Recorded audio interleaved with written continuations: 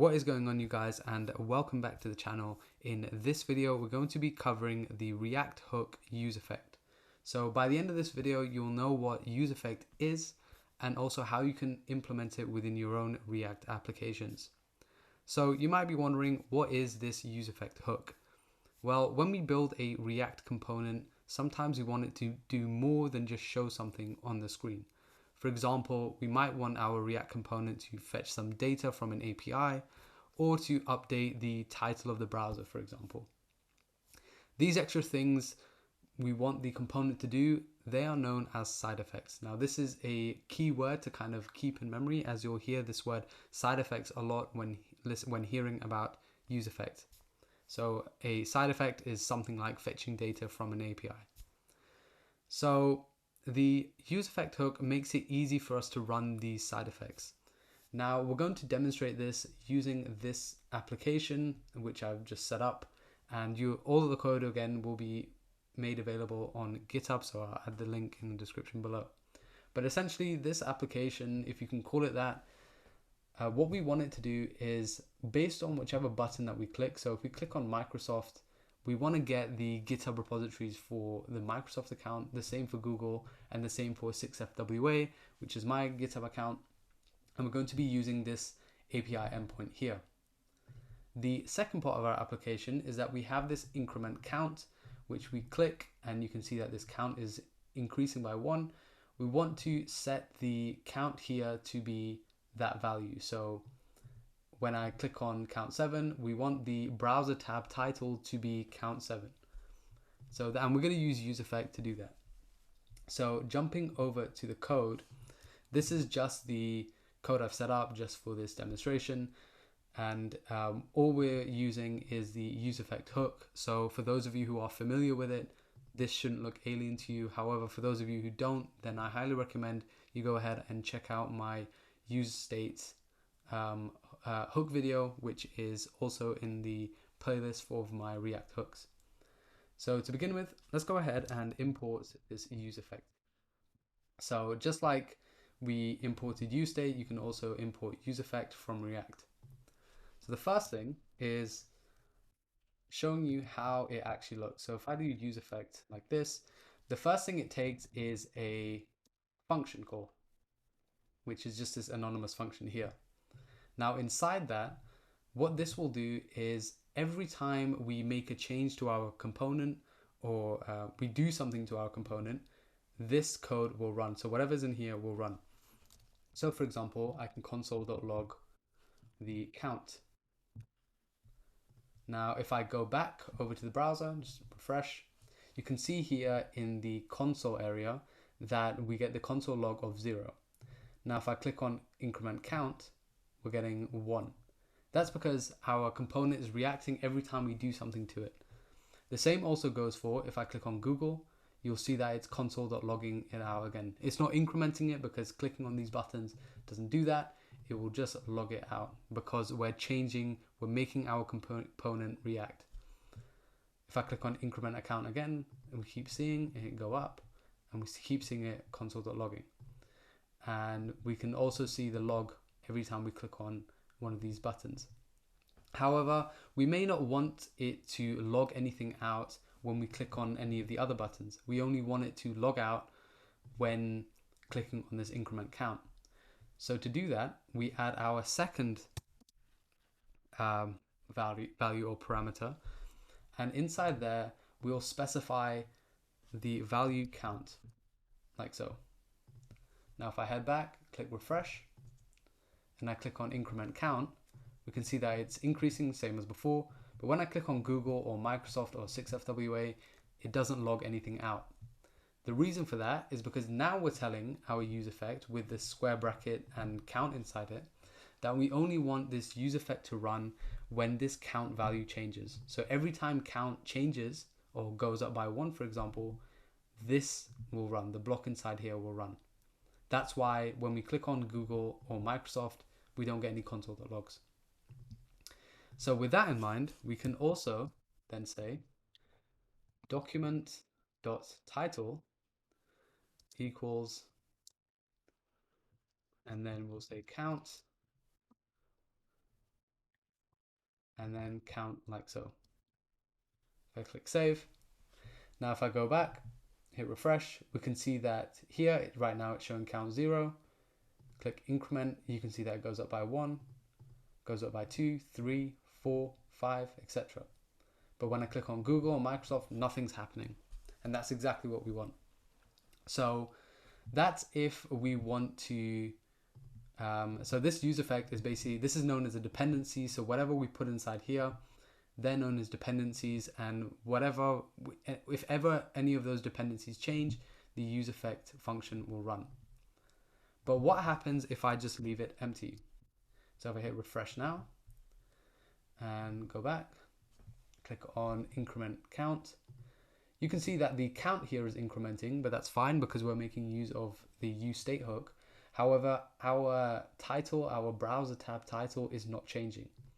That's because when we leave this empty, what we're saying is that we only want the useEffect to run when the component has first mounted. So when it first mounts, the count value is set to 0. And then when we click on increment count, this is no longer running because we're only saying only run this document or set the title of this document when the component first mounts. So we want it to go back to count like this. So it changes every time the value of count changes. All right, so that's the first kind of glimpse of the useEffect. However, a lot of times you will see useEffect being used when making API calls. So what we're going to do is create another state, which is going to be data, and we'll say set data like so. Now, what this will be, this will hold all the information that we get from our GitHub endpoint, our GitHub API. So what we'll do just above here, just to kind of flex TypeScript a bit, is say GitHub repo set type. We'll say ID number, full name, string, and stargazers. This is just to model what our endpoint response is going to look like. So stargazers count is number. And the reason why I'm setting it to that is because those are the values that we're interested in from this endpoint or from this API. Now here we'll say this is going to be an array of GitHub, the type GitHub repo, and or this can be null because in the beginning it won't have anything. So we'll set this to null to begin with. So now what we want to do is every time the component mounts, we want to fetch some data from this endpoint here. So just to kind of go over the structure of it, this is an array of objects where we're interested in the ID, we're interested in the full name, and we're interested in the number of stars it has. So I think that goes by star gazers, something like that. Let's just double check. Stargazers being one word. So stargazers is just the number of stars that repository has. Okay, so now if we head back, now for this, we're gonna say useEffect. So we can add more than one useEffect inside our components. For this case, we'll say that the function side, and let's just add the square brackets here. So we'll say fetch, and the endpoint is this one here. Just copy that. So it's this. This is the URL for those of you who are following the code along. And we just want to, so it's api.github.com/users/ the account name. So with this, we're going to replace this with the current account and then /repos. Next, let's say then, and then we'll have our response.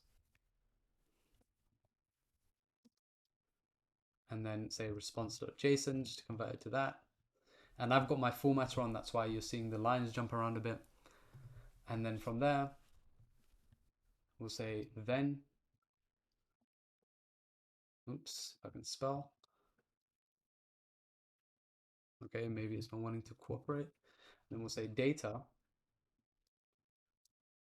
and we'll just set the data to being data. And we may as well just add a console.log for the data that we get. All right, so you can tell right now that this useEffect will only run once, and that's when the component has rendered for the first time. So if I go back and I hit refresh, you'll see that we get the repos for the account 6FWA because that's the current account, and that's it. So when I click on Google, we're not getting any console.logs because we're not telling the useEffect to run again. We're only telling it to run when the component has first mounted. So to change that, let's go ahead and inside the dependency array, all we have to do is say current account, as easy as that. So now every time the current account changes, the useEffect will run. So if I go to Google now, we get all the information from Google. Right now you can't really see it, it's just coming out as a lot of data, but we'll display it in a second. The same for Microsoft, if I just shorten that, and this is all the ones for Microsoft. So let's go ahead and actually visualize that just so we see what is actually going on.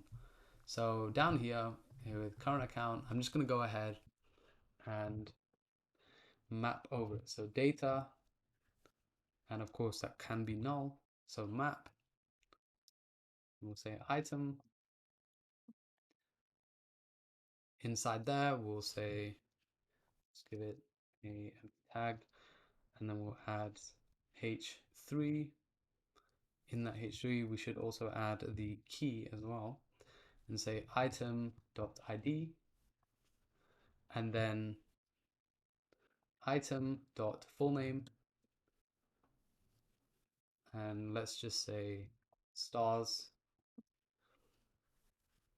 and we'll add item.stargazers count. All right, now if we head back, let's just refresh again. So now you can see, should have unique key prop. And we have that. I think that's because this should be div, just to get rid of this error because it can be a bit annoying. We'll say key item.id. Just remove that from this. Head back. Hit refresh. All right, so now we've got the current account is 6FWA, and this is returning all the GitHub repositories, and most of this is actually, to be honest, this is just a graveyard because half of these things I haven't touched or worked on in a very long time.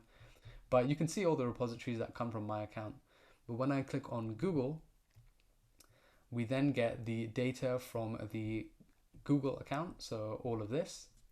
And the same also goes for Microsoft. So we get all the repositories that come from the Microsoft account. So that's how it will typically work when it comes to having a useEffect and also using or making a call to an API. And this is a very common thing you will see in React, is especially when it's fetching data from a third party, is that it's usually stored inside of a useEffect. All right, now the last thing I want to show you is how we can use useEffects with event listeners, and how useEffects also have this return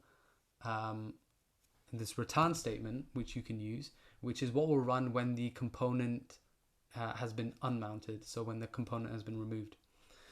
And to do that, let's just say, actually first let's go ahead and create another state. So we'll say const, and this is going to store the X location of the mouse. So we'll say mouse X location, and set mouse X location. Now this is going to be useState And we'll set this value to be a number, like so. All right, so this will hold the X coordinate of wherever our mouse is on the page. So to do that, let's go ahead and create another useEffect. Now, what this will do is when the component first mounts, we want it to set the location of, we want to set the location, the X coordinate location of our mouse to this variable, so mouse X location. For that, let's go ahead and say window.add event listener. For that, I'm just going to go ahead and create another function above it, say const handle mouse. This will take an event, which is a mouse event, like so. And then here we'll say set mouse X location to be event.client X, like so. So on this event listener, we'll say every time the mouse moves, so mouse move, we'll add event,